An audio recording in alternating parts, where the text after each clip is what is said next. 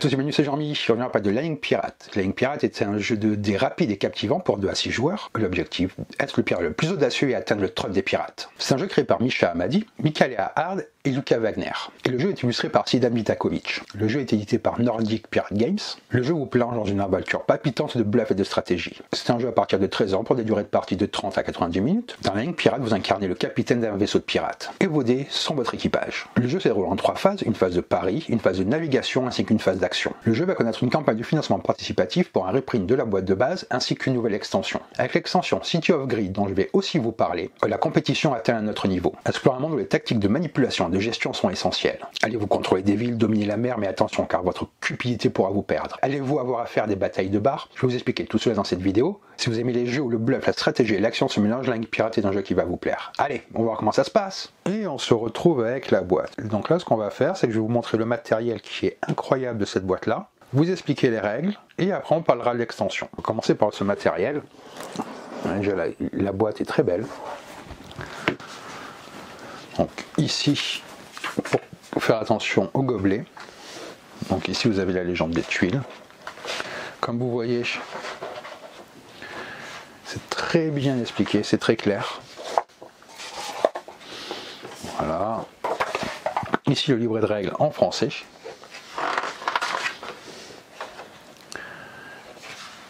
Vous voyez. Maquette très aérée, très lisible. Tout est très clair, on retrouve facilement les informations quand on en a besoin.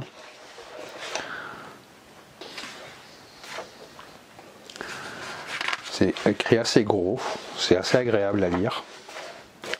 Les exemples sont bien faits. Le mode de joueur. Et voilà. Et ensuite, on va passer au cœur, c'est-à-dire au matériel. Donc là, un premier plateau.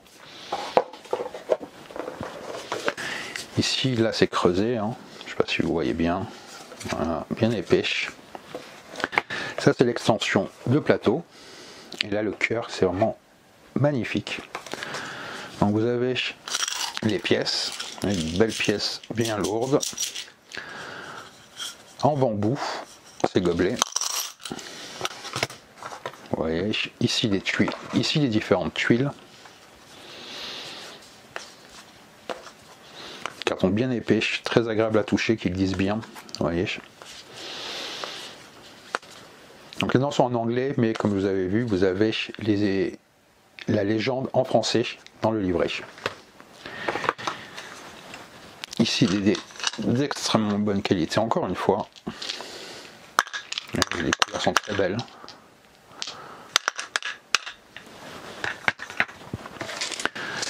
Un sac avec plein de dés, je vais en sortir un au hasard, comme ça. Là, ce sont les mêmes, il y en a vraiment beaucoup, vous voyez.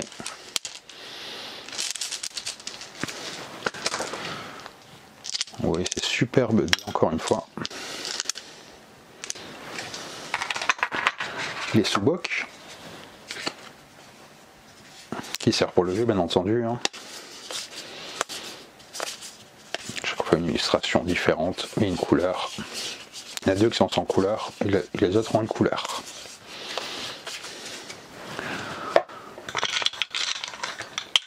Là, on a encore ces super beaux dés. Voilà.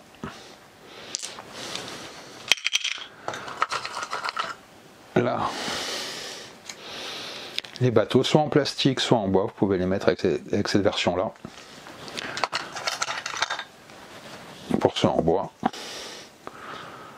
Voilà. Et donc là, la talkbox qui est aussi dans la boîte, hein, très bonne qualité, à monter soi-même et très vite fait, très simple. Et là, toutes les différentes cartes. Il y a aussi des sleeves, je les ai pas mises, hein, mais il y a assez de sleeves pour toutes ces cartes-là. De très bonne qualité également les sleeves. Vous voyez, bon paquet de cartes. Donc là, vous voyez les gobelets pour tous les joueurs, avec encore des tuiles. Donc ça, c'est pour vous montrer brièvement le matériel, que vous ayez une idée de la qualité que propose ce jeu. Donc là je vais faire la mise en place et on va passer aux règles. Et on se retrouve avec le matériel. Dans Lying Pirate, vous êtes le capitaine d'un équipage de pirates prêt à lever l'ancre et partir à la conquête du trône des pirates. Mais attention, d'autres capitaines, tout aussi déterminés à prendre la tête de l'aventure, n'hésiteront pas à recourir à la triche et à mentir pour vous dérober la victoire. Pour remporter la partie, vous devez faire la course autour des îles et être le premier à revendiquer le trône des pirates. En cours de route, vous recruterez de nouveaux membres pour votre équipage, vous échapperez à la Royal Navy, vous combattrez d'autres capitaines, vous lancerez des boulets de canon mortels, peut-être devrez-vous même lutter contre l'étreinte terrifiante du Kraken. Là, je vais déjà vous présenter les différents éléments de jeu. Vous avez vu dans la boîte à quoi ça ressemblait, j'ai fait un tour rapide. Là, je vais vous expliquer en quoi il consiste. Ici, on a les sous-bocs, les gobelets et le bateau pirate. Chaque joueur incarne un capitaine pirate représenté par un sous-boc décoré de son portrait. Le verso du sous-boc indique une capacité spéciale que vous pouvez utiliser pendant la partie. Cette capacité est optionnelle et ne fait pas partie des règles de base. 6 sous-bocs sont colorés pour correspondre au bateau, les 2 autres sont neutres, sans couleur et peuvent être utilisés avec n'importe quel bateau. Les bateaux, comme je vous montrais, sont disponibles en 2 versions, en bois ou en plastique. Vous choisissez celle que vous préférez.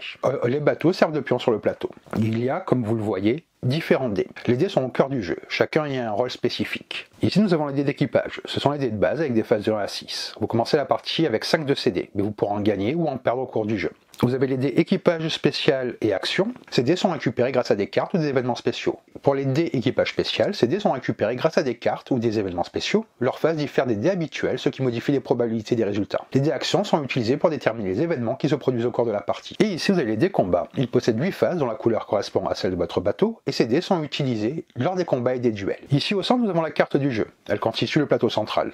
Vous pouvez ajouter l'extension de carte pour augmenter la durée de partie. J'ai déjà posé les tuiles, mais en plus de la tuile début-fin, qui est identifiée par un X, chaque tuile représente un événement spécifique déclenché lors de son activation. Vous avez les gobelets.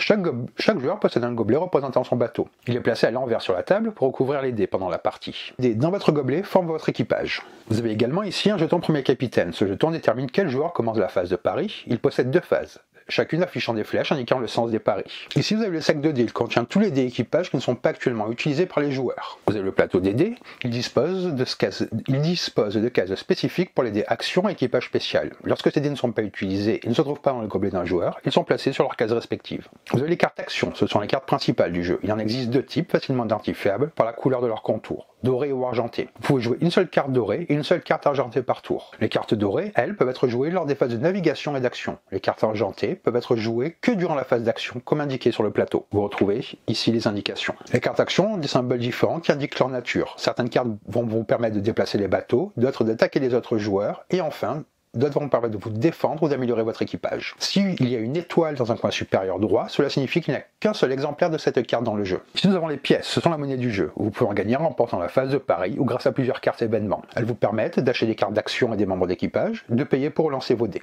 Ici que j'ai mises de côté, ce sont les cartes règles spéciales. Ce sont des règles optionnelles qui modifient les règles de base.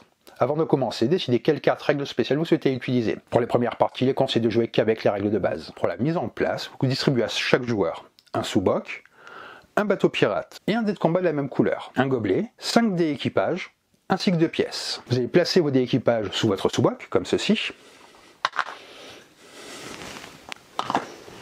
Et vous mettez les dés équipage restants dans le sac. Vous placez les dés action et dés équipage spécial sur leur placement respectif sur le plateau, et vous placez le sac de dés à côté du plateau de dés. Vous formez une pile avec les pièces restantes et les placez à disposition des joueurs. Vous prenez la carte, vous la mettez au centre de la table. Vous allez mélanger les tuiles, puis les distribuer aux joueurs face cachée. Le nombre de tuiles par joueur peut varier. Le joueur ayant la tuile de début fin reçoit le jeton premier capitaine et le place devant lui. Ce joueur place ensuite la tuile début fin où il le souhaite sur la bordure de la carte. À tour de rôle et dans le sens horaire indiqué par le jeton capitaine, les joueurs placent une tuile à l'endroit de leur choix sur la bordure de la carte. Continuez ainsi jusqu'à ce que toutes les tuiles soient placées. Les tuiles non utilisées sont remises dans la boîte. Donc là, comme je vous disais, j'ai fait une mise en place, c'est celle qui est conseillée pour une première partie. Et je tenais à vous montrer ça, c'est que les tuiles ne vont pas bouger. Vous voyez ? C'est aimanté et ça ne bouge pas. Chaque joueur place ensuite son bateau sur la tuile début fin. Vous allez mélanger les cartes actions, dorées et argentées, et distribuer à chaque joueur. Le nombre de cartes distribuées va dépendre de la taille du plateau. Si vous jouez avec les cartes de base, c'est 6 cartes actions par joueur, sinon c'est 7 cartes actions par joueur. Lorsque vous aurez plusieurs parties, vous pourrez faire un système de draft pour vous passer les cartes. Pour remporter la victoire, vous devez être le premier capitaine pirate à faire un tour complet de la carte et à revenir sur la tuile début fin. vous pourrez alors accéder à la gloire ultime en revendiquant le trône des pirates. Si 2 capitaines pirates ou plus arrivent sur la tuile début fin, en même temps, un combat final déterminera lequel d'entre eux mérite réellement sa place sur le trône. La partie se déroule en plusieurs manches jusqu'à ce que un ou plusieurs joueurs atteignent la tuile début fin. Chaque manche va se composer de 3 phases. Une phase de pari, une phase de navigation et finalement une phase d'action. La phase de pari va mettre à l'épreuve vos capacités de bluff et en calcul de probabilité. À l'issue de cette phase, un gagnant, un ou plusieurs perdants, et éventuellement les survivants, seront désignés. Au début de la phase de pari, chaque joueur secoue ses dés entre son sous-boc et son gobelet, puis regarde le résultat en s'assurant que les autres joueurs ne puissent pas le voir. Par exemple, je ferais comme ça, et je regarde. Mais il ne faut pas que les autres joueurs voient ce que je fais. Les joueurs vont ensuite essayer de deviner combien de dés présentant la même valeur, compris entre 2 et 6, sont présents sous les gobelets de tous les joueurs, la valeur 1, et à part. Tous les dés affichant 1 sur la table correspondent à la valeur annoncée dans le pari en cours. Un pari se compose donc de 2 éléments, un nombre de dés ainsi qu'une valeur de face. Par exemple, 3-5 va signifier 3 dés représentant la face 5. Un joueur qui fait ce pari estime donc qu'il y a au moins 3 dés sur la table représentant un 5 ou un 1, qui est la face spécial. Le joueur possédant le jeton premier capitaine annonce un pari de départ. Il ne peut pas annoncer un nombre de dés supérieur au nombre de joueurs. Donc là, avec 3 joueurs, il pourra annoncer un maximum de 3 dés.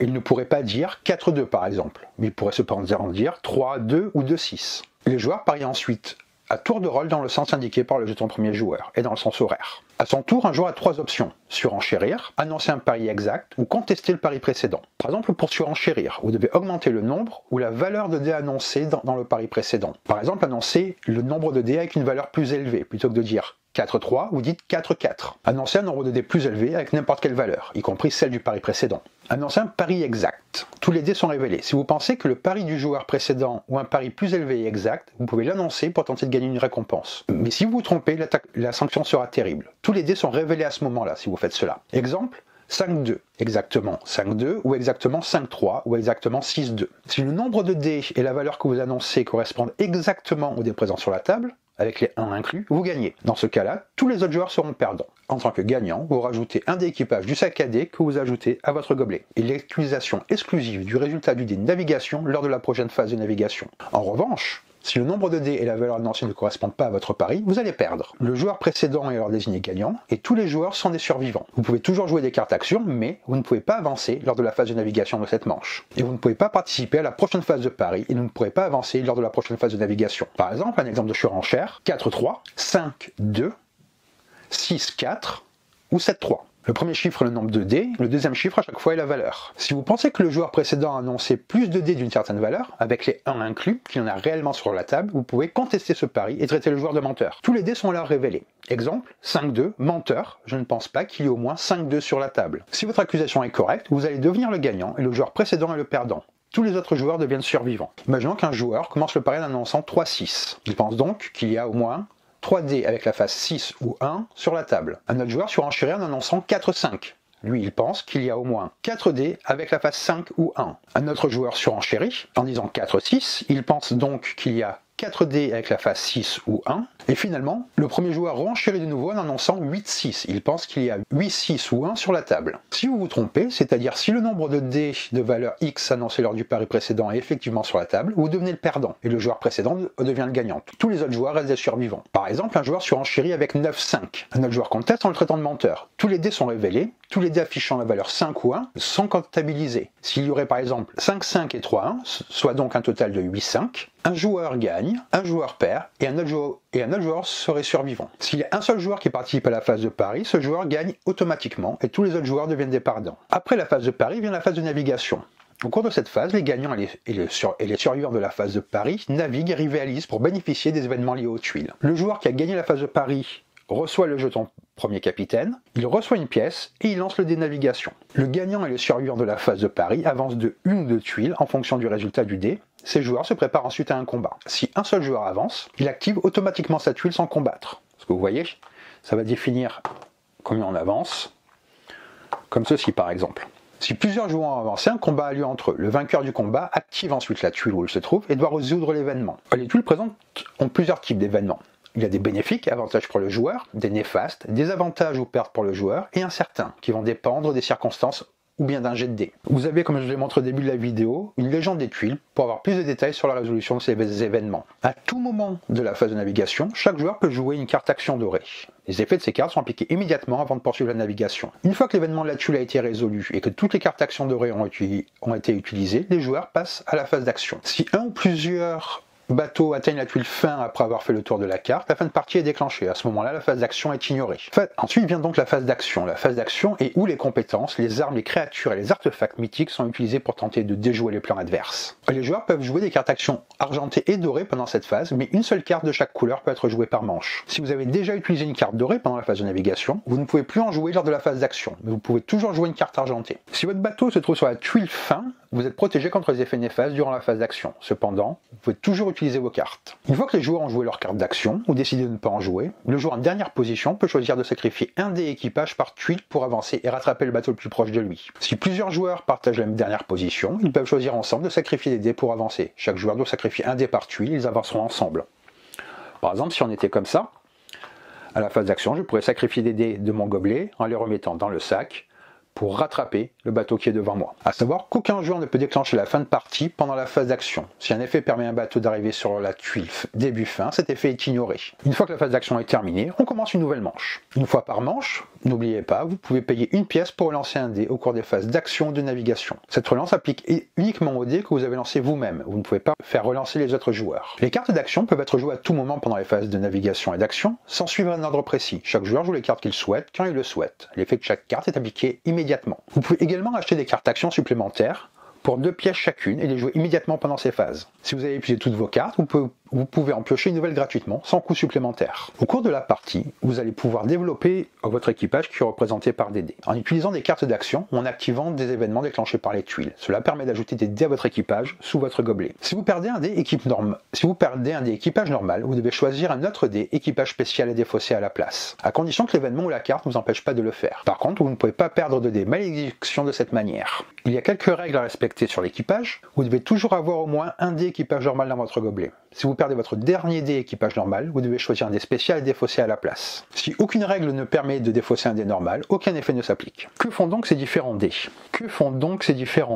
Les dés équipage spécial sont des membres d'équipage qui peuvent avoir des effets puissants pendant la phase de pari. Vous avez le dé roi des pirates, il vous garantit un 1 ou un 6. Vous avez le dé sirène, il augmente vos chances d'obtenir un 1 ou un 6. Vous avez le dé fantôme qui augmente vos chances d'obtenir un 1. Et le dé malédiction représentant la valeur correspondante pendant la phase de pari. Lorsqu'un joueur reçoit des malédiction, il doit l'ajouter à son gobelet. Ce dé affecte les paris du joueur qu'il possède. Lors de la phase de pari, si vous avez un dé malédiction avec une valeur donnée, par exemple un 5, vous devez ignorer tous les dés de votre gobelet représentant la même valeur que le dé malédiction. Comme je viens de vous dire, si par exemple il fait un 5, vous devez ignorer tous les 5. Le dé malédiction n'affecte que vos propres paris. Lorsque d'autres joueurs font un pari, leurs dés sont comptabilisés normalement, même si vous avez un dé malédiction. Important à savoir, chaque joueur peut avoir un maximum de 10 dés dans son gobelet. Si vous obtenez un dé équipage spécial et que vous avez déjà 10 dés, vous devez défausser un dé équipage normal. Si vous êtes maudit, vous pouvez passer le dé malédiction à un autre joueur en sacrifiant 2 membres d'équipage. Cela peut vous aider à vous débarrasser de l'effet de la malédiction. Maintenant, je vais vous parler des combats. Je vous ai parlé de combats plus tard, pour les tuiles par exemple. Un combat est un conflit qui implique plusieurs joueurs, tandis qu'un duel concerne seulement 2 joueurs. Comment se passe un combat? Lancez tous les dés combats en même temps. Chaque dé combat comporte 3 symboles classés par force. L'issue de chaque combat permet de désigner un gagnant ou un perdant en fonction de l'événement ayant déclenché le combat. Par exemple, un combat pour une tuile lors de la phase de navigation permet de désigner un gagnant. Si les gagnants ou perdants sont à égalité, tous les joueurs sont éliminés ou déclarés sains et saufs. Les joueurs à égalité relancent alors leur dé combat. Le combat continue de cette manière jusqu'à ce qu'un seul joueur soit désigné gagnant ou perdant. Ici, c'est la phase la plus forte, la phase moyenne et la phase la plus faible. La fin de partie est déclenchée dès que un ou plusieurs bateaux atteignent la tuile début-fin après avoir fait un tour complet de la carte. Voilà comment ça se passe en détail. Si un seul joueur atteint la tuile début-fin à la fin de la phase de navigation, ce joueur revendique le trône des pirates et est désigné vainqueur. Personne ne peut contester la victoire. Si plusieurs joueurs atteignent la tuile en même temps, un combat final se déclenche pour désigner un vainqueur. Le combat final est une série de combats où chaque perdant perd un membre d'équipage, donc un dé, qu'il doit remettre dans le sac de dés. Le dernier joueur à avoir encore au moins un membre d'équipage dans son gobelet est désigné vainqueur du combat final. Chaque joueur peut échanger ses dés équipage spécial contre 2 dés équipage normal. Vous pouvez également payer 2 pièces pour ajouter des dés équipage normal à votre gobelet, et vous pouvez également dépasser la limite de 10 dés. En cas de pénurie de dés d'équipage, les joueurs peuvent mettre des pièces à la place des dés dans leur gobelet pour la préparation du combat final. Si vous obtenez un crâne lors du combat final, il est immédiatement désigné perdant, même en cas d'égalité. Ce joueur perd alors un membre d'équipage et doit continuer le combat avec un dé en moins. Si tous les joueurs restants perdent simultanément leur dernier membre d'équipage, il n'y a pas de perdant. Un nouveau combat est lancé. Seules les cartes d'action portant le texte peut être utilisés pendant le combat final, peuvent être joués durant ce combat. Une fois par combat, un joueur peut payer une pièce pour relancer son dé. Le règlement des pirates, dont je vais vous parler, contient quelques règles supplémentaires pour rendre le jeu encore plus captivant. Vous n'êtes pas obligé de les appliquer. Si un joueur fait tomber un élément de la table, celui-ci est abandonné à la mer. Selon ce qui tombe, voici les actions. Si vous faites tomber un dé équipage normal, remettre le dé dans le sac cadet. Si vous faites tomber une carte action, la carte est mise dans la défausse. Si vous faites tomber une pièce, elle retourne dans la réserve. Un dé action au combat qui tombe, le joueur perd un membre d'équipage. Si un joueur fait tomber le dé malédiction, il perd un membre et met le dé malédiction dans son gobelet. Et s'il fait tomber un de ses dés équipage spécial, il remet le dé sur le plateau. Je trouve cette règle très amusante, ça rajoute un petit sel au jeu et on est encore plus dans cette ambiance de pirate. Les informations sur les paris sont secrètes. À moins d'être le dernier à faire un pari, un joueur n'est pas obligé de répondre aux questions des autres joueurs concernant son pari. Il peut mentir sur le nombre de dés qu'il a dans son gobelet. Cette information ne peut être vérifiée qu'au moment de la vérification des dés pendant la phase de pari ou lorsqu'un événement ou une carte action l'oblige à le faire. Il y a également un protocole de pari. Lors de la phase de pari, il existe une règle pour augmenter de 1 le nombre de dés sans changer leur valeur. Il suffit de frapper du poing sur la table ou de lever le pouce. Je vais vous redire brièvement comment se passe un tour de jeu. Vous avez une phase de pari, une phase de navigation et une phase d'action. Lors de la phase de pari, les joueurs vont pouvoir surenchérir sur les paris, bluffer, annoncer un résultat exact. Ensuite, une phase de navigation, vous allez vous déplacer, puis une phase d'action où vous jouez des cartes. Et tout est rappelé sur ce plateau-là.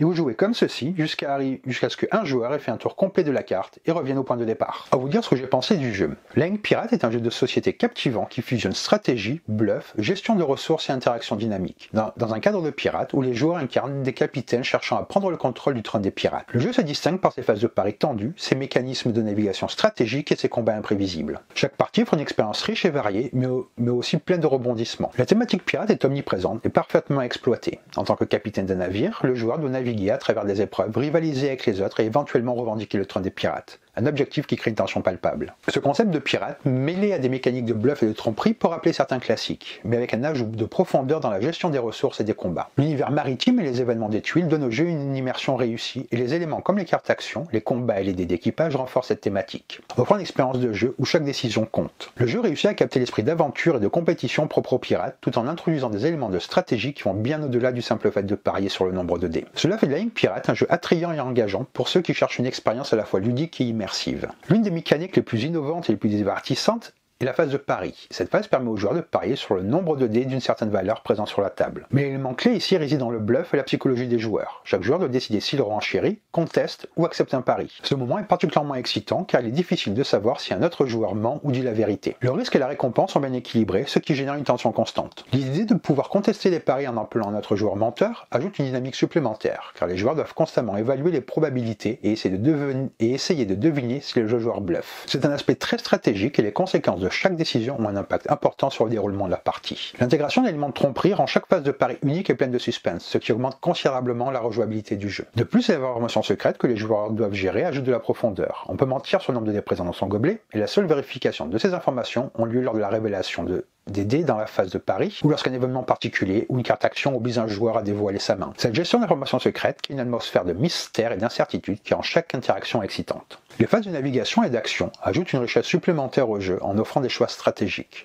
Pendant la phase de navigation, les joueurs déplacent leur navire sur le plateau et rencontrent des tuiles déclencheuses d'événements. Ces événements peuvent avoir des effets bénéfiques ou néfastes. Le fait que chaque joueur puisse avancer de une ou deux cases selon les résultats du dé de navigation rend cette phase aléatoire mais stratégique, car chaque déplacement peut offrir une opportunité ou un obstacle. Les événements des tuiles, bien qu'aléatoires, offrent un bon mélange de risques et de récompenses. Ils imposent aux joueurs de s'adapter constamment aux circonstances, ce qui enrichit la dimension tactique du jeu. Une partie des événements peut permettre de récupérer de nouveaux membres d'équipage ou de prendre des décisions qui affecteront directement la phase de combat ou les paris à venir. Ce côté imprévisible et tournant est un élément clé qui fait de Lion Pirate un jeu où l'adaptabilité et la capacité à prévoir les mouvements des autres joueurs sont cruciales. Pendant la phase d'action, les joueurs peuvent jouer des cartes dorées ou argentées qui viennent renforcer l'aspect stratégique du jeu. Ces cartes peuvent modifier les règles d'une phase, protéger contre des attaques ou même aider à récupérer des dés ou des pièces. La possibilité de payer pour relancer un dé et d'acheter des cartes actions supplémentaires renforce encore la dimension tactique du jeu. Car chaque joueur peut choisir d'optimiser ses chances ou de manipuler les événements en sa faveur. La gestion des ressources comme les pièces et les membres d'équipage est cruciale, car il faut trouver un équilibre entre progression, défense et offensive. Les combats et les duels sont un autre aspect fondamental du jeu. Lorsqu'un combat est déclenché, tous les joueurs impliqués lancent lors des combats, et chaque dé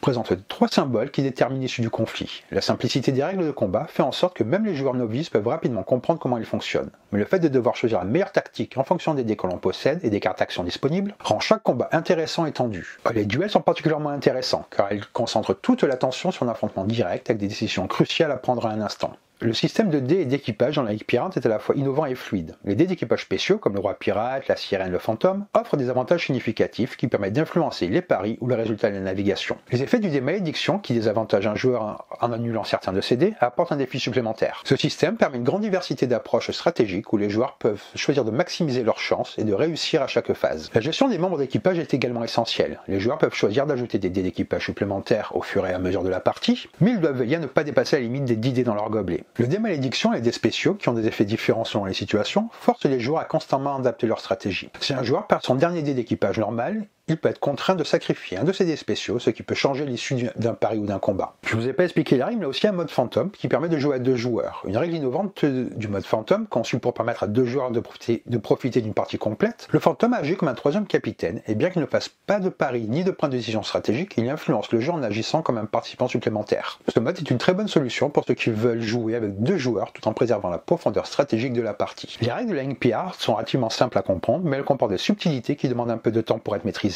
La phase de pari peut sembler un peu complexe au début, mais après quelques tours, elle devient intuitive et amusante. Le jeu présente une courbe d'apprentissage modérée, et bien que les premières parties puissent prendre un peu de temps pour être fluides, une fois les bases maîtrisées, le jeu devient très fluide et agréable. Les règles sont bien présentées avec un livret qui explique les mécaniques de manière claire et concise. En conclusion, la Ligue Pirate est un jeu extrêmement divertissant qui mêle bluff, stratégie et interaction entre joueurs de manière brillante. Grâce à ses phases de pari tendues, ses combats dynamiques et sa gestion intelligente des ressources, il offre une expérience captivante et hautement rejouable. Les mécaniques de jeu sont bien équilibrées et la possibilité de choisir entre différentes stratégies en fonction des dés et des cartes disponibles garantit que chaque partie sera différente. Bien qu'il puisse être difficile à maîtriser au départ, une fois les règles comprises, tout devient très fluide et passionnant. C'est un excellent choix pour les groupes de joueurs qui aiment les jeux compétitifs et les mécanismes de bluff, mais qui souhaitent aussi une profondeur stratégique. La Ligue Pirate réussit à offrir une expérience de jeu immersive et excitante, parfaite pour des soirées entre amis ou en famille.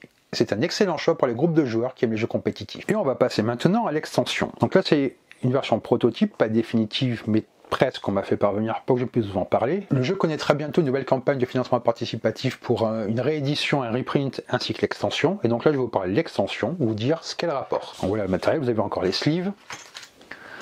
C'est toujours agréable quand elles sont fournies, comme ça il y a la bonne taille et le bon nombre. 2 nouvelles tuiles, les standees pour ces jetons là. 2 nouvelles cartes avec un nouveau dos, un nouveau dé et ces nouvelles cartes. Vous allez donc retrouver 2 nouvelles tuiles, 35 cartes d'influence, 42 cartes de ville, un dé du maire. Ces jetons s'appellent des boucliers. Il y aura bien entendu un livret de règles. En plus de la mise en place habituelle que je vous ai expliqué en début de vidéo, vous allez placer le plateau, vous allez placer le dé du maire sur le plateau. Vous allez mélanger les cartes influence et en distribuer 3 à chaque joueur. Chaque joueur en choisit 2 à garder. Vous allez placer les cartes influence restantes, y compris les cartes non choisies, dans une pioche à côté des cartes d'action. Vous distribuez les cartes ville à chaque joueur. Chaque joueur reçoit 7 cartes ville, chacune représentant le nom d'une ville, comme vous le voyez ici. Les joueurs prennent ensuite chacun leur tour pour placer les cartes ville sous les tuiles magnétiques de manière à ce que le nom de la ville soit visible pour les joueurs qui atterrissent sur cette tuile. Et vous placez les cartes restantes dans la boîte. Le joueur qui a embarqué pour la dernière fois commence la partie et l'ordre des tours continue dans le sens horaire. Chaque joueur place soit son bateau en plastique, soit son bateau en bois sur une ville du plateau. Il prend le bouclier de la ville correspondant à la ville sur laquelle vous avez placé votre bateau et vous le placez près de votre gobelet. Cette ville est désormais votre ville d'influence. Ensuite, vous placez votre bateau restant sur la tuile début fin et vous placez les boucliers restants dans la boîte. Pour les cartes d'influence, elles introduisent de nouvelles options stratégiques. Elles vous permettent d'attaquer les autres joueurs ou d'aider des joueurs à gagner plus de pièces. Vous allez jouer vos cartes d'influence pendant la phase d'action. Chaque joueur peut jouer une carte d'influence par tour en plus de ses cartes d'action. Vous pouvez les jouer à chaque fois que vous ou un adversaire êtes sur une tuile correspondante à une ville indiquée par votre carte d'influence. Avec le dé du maire, si vous vous trouvez sur une tuile correspondant à la tuile que vous possédez, indiquée par votre bouclier de ville, et que vous jouez une carte d'influence activant la même ville, vous gagnez une pièce supplémentaire et prenez le dé du maire, que vous placez dans votre gobelet. Le dé du maire agit comme un dé spécial. Le dé du maire peut avoir les bénéfices suivants qui sont résolus immédiatement après que le gagnant de la phase de pari ait été révélé. Vous allez pouvoir faire un effet de bombe, vous pouvez attaquer notre capitaine, il va immédiatement déposer la cargaison de son choix. Ou pièce, vous allez pouvoir gagner une pièce. Il y a une nouvelle tuile, il y a la tuile guet du marin. Le joueur ayant activé cette tuile vise à gagner 2 cargaisons, tandis que l'adversaire peut en gagner 1. Une cargaison, c'est une pièce, une carte ou un dé d'équipage. Il va y avoir une mécanique de bagarre de bar qui vous permettra de voler la cargaison et ce genre de choses. En fait, l'extension, elle va apporter une dynamique rafraîchissante et plus stratégique au jeu de base, en enrichissant l'expérience des joueurs avec de nouveaux mécanismes et une profondeur de gameplay supplémentaire. L'ajout des cartes d'influence introduit une dimension tactique qui modifie les choix et décisions des joueurs. Dans le jeu de base, les joueurs sont principalement concentrés sur la phase de pari et de navigation. Mais avec l'extension, ils doivent jongler avec la gestion de ces nouvelles cartes. Elles permettent non seulement de nuire à un adversaire en l'attaquant, mais aussi d'apporter des avantages à ses alliés, créant ainsi des alliances temporaires ou des moments de trahison. Le fait de devoir choisir entre attaquer ou offrir un bonus d'argent rajoute une couche de réflexion importante et peut changer la donne à tout moment. De plus, le dé du maire apporte une opportunité de gain supplémentaire lorsque vous jouez une carte influence activant une ville que vous contrôlez. Ce dé spécial offre des pouvoirs qui peuvent influencer sur l'issue d'une manche de manière significative avec des effets comme l'attaque d'un autre capitaine ou la simple acquisition de pièces. Cela incite les joueurs à se concentrer davantage sur la gestion de l'influence sur leur ville. Les nouvelles tuiles comme la tour de guet et la bagarre de bar enrichissent l'expérience en créant des moments interactifs supplémentaires entre les joueurs. La tour de guet du marin introduit un nouveau mini-jeu où deux joueurs s'affrontent pour construire une tour avec des dés d'équipage. Ce mécanisme ludique ajoute un aspect de défi et de compétition directe, créant de la tension et de la nervosité chez les joueurs, ce qui est toujours apprécié dans un jeu de bluff comme la ligne pirate. La bagarre de bar, quant à elle, met en avant les paris et la gestion des jetons de manière originale. Les joueurs doivent choisir combien de jetons ils veulent tenir dans la main droite et parier sur le total de jetons en jeu. Ce mini-jeu de bluff social renforce l'aspect espionnage et manipulation typique de la ligne pirate. En ajoutant des éléments de lecture de jeu et de prise de risque, l'aspect de vol de cargaison à la fin de chaque manche crée une dynamique de tension constante. L'extension renforce l'interaction entre les joueurs. Les cartes d'influence peuvent être jouées pour nuire à un adversaire, mais elles sont également un moyen de créer des alliances temporaires, ce qui permet aux joueurs de jouer plus subtilement, en manipulant leurs adversaires et en créant des retournements de situation. Le jeu devient plus imprévisible car tout peut changer à tout moment grâce aux attaques via les cartes d'influence et aux nouveaux mécanismes de pari et de mini-jeux. Avec les cartes de ville et les boucliers, l'extension introduit un nouvel aspect de contrôle géographique. En plaçant un bateau sur une ville, vous pouvez devenir propriétaire et vous pouvez potentiellement en tirer des avantages grâce aux cartes influence. Le fait de jouer sur plusieurs fronts, en contrôlant des villes et en utilisant les cartes influence pour les défendre ou les attaquer, modifie la dynamique habituelle du jeu de base, où l'on se concentrait principalement sur les paris et la collecte de pièces. Le dé du maire ajoute un élément de hasard et de potentiel stratégique non négligeable. Ce dé permet de créer des retournements de situation instantanés, notamment avec des résultats comme l'attaque directe d'un autre capitaine ou l'acquisition des pièces. Bien que le hasard joue un rôle dans son efficacité, il n'en demeure pas moins un outil puissant pour manipuler l'issue d'une phase ou d'un pari, surtout si vous avez suggéré habilement vos villes et vos cartes. Elle apporte un niveau de profondeur supérieur au jeu de base en offrant davantage de choix stratégiques, une plus grande interaction entre les joueurs et des mécanismes de jeu plus riches. L'équilibre entre la chance et la stratégie crée une expérience encore plus engageante et étendue. Les joueurs doivent désormais prendre en compte plusieurs aspects du jeu en même temps, la gestion de ressources, la manipulation des autres joueurs et la prise de risque dans les paris. City Upgrade est une extension qui enrichit la ligne pirate de manière considérable. Elle pousse les joueurs